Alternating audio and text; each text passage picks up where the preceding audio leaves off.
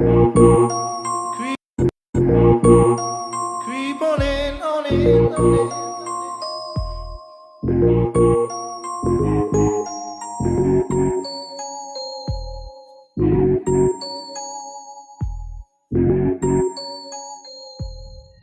She appeared quite intimidated and visibly upset. You have to imagine that this is a courtroom full of more than 100 people, and they're all speaking a foreign language to her. When she appeared in court, she was first in the back of the courtroom in a cell, and then she came into the witness box. Now, this was more of a routine.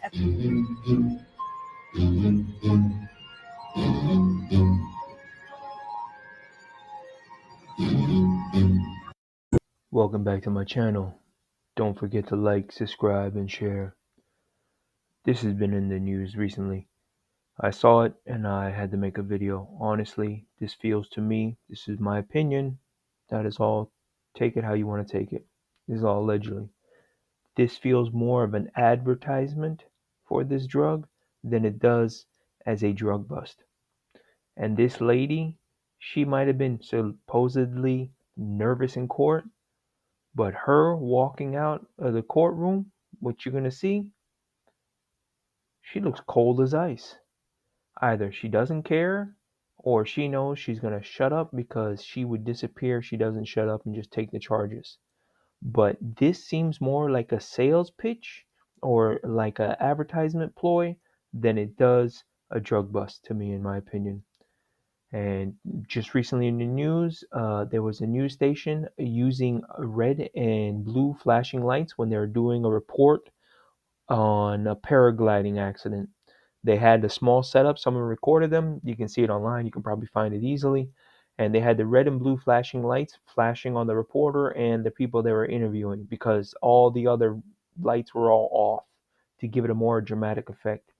Now, here's another thing that happened in the news. This was a while back. They were doing a investigative report on the Dominican Republic, and I was like, "Oh, this is going to be interesting." And they were talking about legal prostitution there and everything going on. It wasn't a hard-hitting report on it. It was more almost like a travel guide disguised as a hard-hitting report. They go there instead of saying, "Well, we went to certain towns and cities and these things are happening in certain towns and cities." They're like, "Oh, we went to Puto Canta or we went to this area or we went to this exact area," and they're showing the area. And then they said, "Oh, we went and there was this park and they have underage kids there."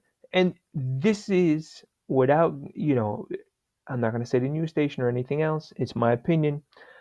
It was crazy because they're like, "Oh, this park is right here next to this coffee shop, right by, not too far away from the McDonald's, and it's at nighttime when all these kids come and show up and offer their services." I'm like, it would only be worse if they say, if you hit the train tracks, you went too far." There's a comedian that said that, when someone gives I think it was Dane Cook, and they're giving they give you these directions, and you go do do do. If you hit the train tracks, you went too far. A part of this supposed hard hitting expose on legal prostitution in Dominican Republic. They're like, "Oh, it's this park next to this coffee shop, only less than a mile away from McDonald's. At nighttime is when the kids show up to sell themselves, the illegal."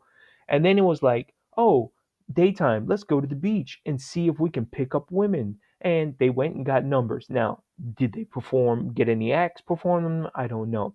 But they wanted to see supposedly if they can get one of the producers or film guys to get numbers from these women on the beach. And some of them did look underage. And then not only that, they even tried to get hotel staff because they were offering services too. And the interesting thing is they're talking about, "Oh, well, these beaches are private, so the women can't get onto these beaches." I was thinking to myself, this is not hard hitting journalism. This is literally a travel guide for sex tourism. Now, it's all alleged. Same thing with this drug bust. This seems more like a marketing ploy than it does information on a drug bust. Same thing with the alleged, I seen the video. I'm not going to go through the process of pulling up every single video I'm talking about because it's going to just extend this video too long. They had the red and blue flashing lights off to the side. You couldn't see them, but it was flashing on the reporter and the people they're interviewing, and someone was filming them off side. So it gets to a point when you can't hate the mainstream media enough. You don't realize it. And the same way, this does not feel like a news report, almost more like a marketing ploy. Because either that woman is cold as ice or she's keeping her mouth shut.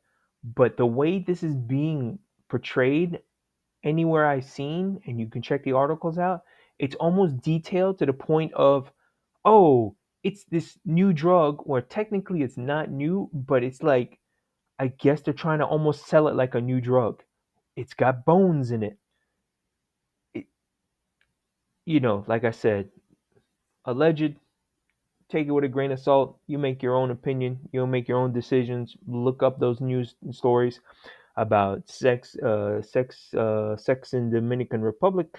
Look up the news story with the red and blue flashing lights because of paraglider crashed.